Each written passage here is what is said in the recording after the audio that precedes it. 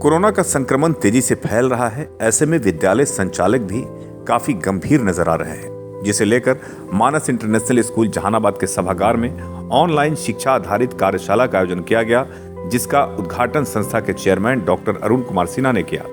इन्होंने कहा कि एक दौर था जब बच्चों को अध्ययन के लिए गुरु के पास भेजा जाता था।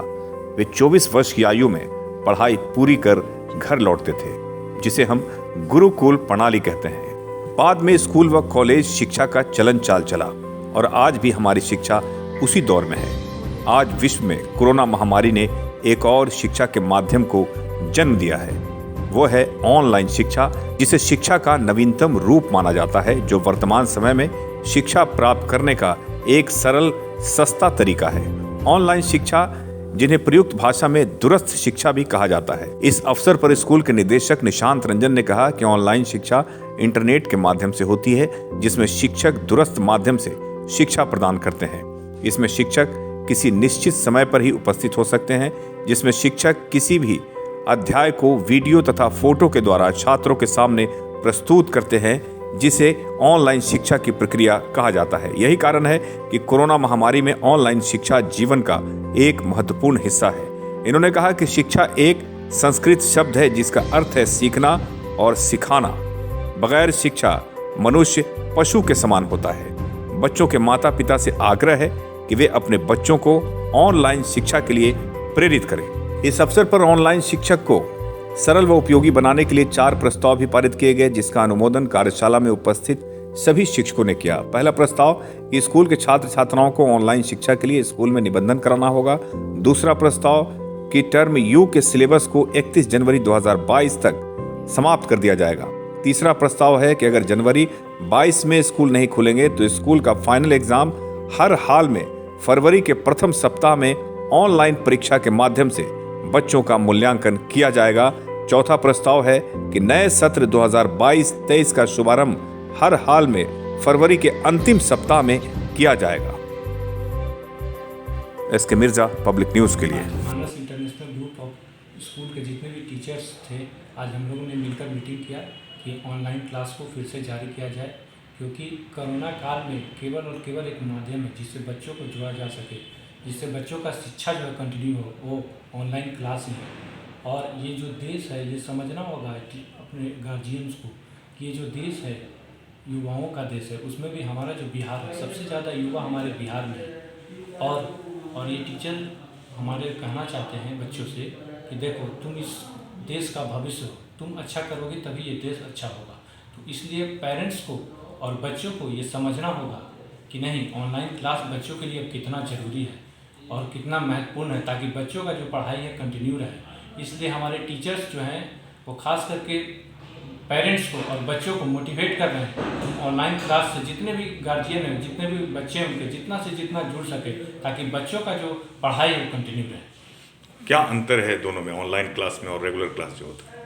ऑनलाइन और रेगुलर क्लास में अंतर बहुत है, लेकिन इस कोरोना काल में केवल और केवल एक माध्यम जो अभी बचा हुआ है वो ऑनलाइन क्लास ही है या फिर सोशल मीडिया ही बचा हुआ है, जिससे बच्चों का पढ़ाई जो है कंटिन्यू हो सके। और ऑनलाइन क्लास अभी बच्चों के लिए बहुत ज़रूरी है, क्योंकि शिक्षा के बिना कुछ भी नहीं है। इस देश में जितने भी डेवलपमेंट हो रहे हैं और हमारे बिहार में जितने भी डेवलपमेंट हो रहे हैं, अगर जो शिक्षा ही नहीं रहेगा, ये तो सब डेवलपमेंट बेकार है। और शिक्षा है तो हम आगे, हमारे बच्चे भविष्य में बहुत कुछ अच्छा करने जा रहे हैं और बहुत कुछ अच्छा करेंगे। क्या निर्देशित किया गया शिक्षकों को? शिक्षकों को निर्देशित यही किया गया है कि जितने से जितने गार्जियन को मोटिवेट कर सके, बच्चों को मोटिवेट कर सके, ताकि वो ऑनलाइन क्लास में ज़्यादा से ज़्यादा बच्चे जुड़ सके और हम बच्चों को शिक्षा जो है कंटिन्यू कर सके।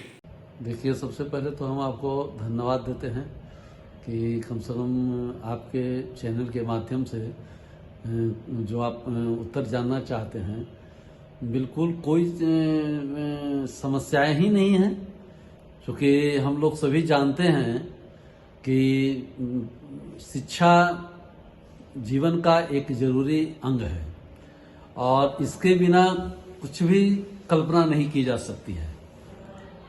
हम सबको पता होगा कि सबसे पहले शिक्षा की व्यवस्था कैसे शुरू हुई।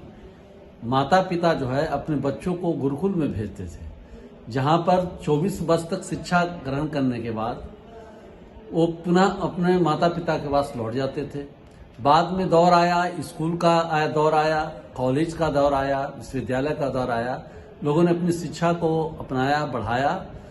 बाद में एक ऐसा भी दौर आया कि ये जो ऑनलाइन जो शिक्षा है, ये ऑनलाइन शिक्षा आज कोरोना महामारी के कारण नहीं अपनाया जा रहा है, बल्कि इसे भारत सरकार ने 1993 में ही इसे एक दुरुस्त शिक्षा का रूप दे दिया था।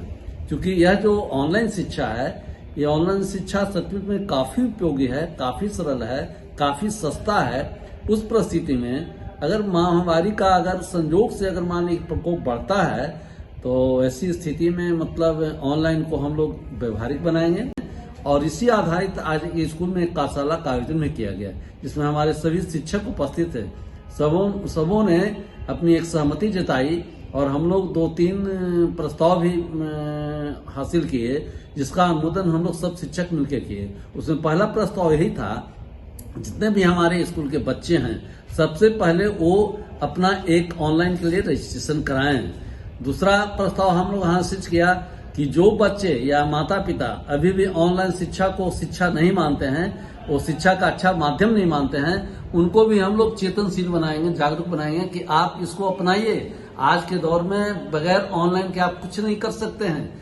आवश्यकता आप आएगी तो इससे आपके पैसे की भी बचत होगी, समय की भी बचत होगी, बच्चों का सेहत भी ठीक ठाक से रह सकता है और ऊंची से ऊंची पढ़ाई को भी, ऊंची से ऊंची कंपटीशन को भी वो मतलब अपने पक्ष में वो बच्चा कर सकता है। तीसरा हम लोगों ने प्रस्ताव लाया कि अगर बाय द वे यह प्रक्रिया और कंटिन्यू करता है तो हो सकता है कि हम लोग ऑनलाइन एनुअल एग्जामिनेशन भी लेंगे, फाइनल एग्जामिनेशन भी लेंगे, और उसी फाइनल एग्जामिनेशन लेने के बाद हम लोग उसी पर रिजल्ट देंगे और नया सेशन को स्टार्ट करेंगे।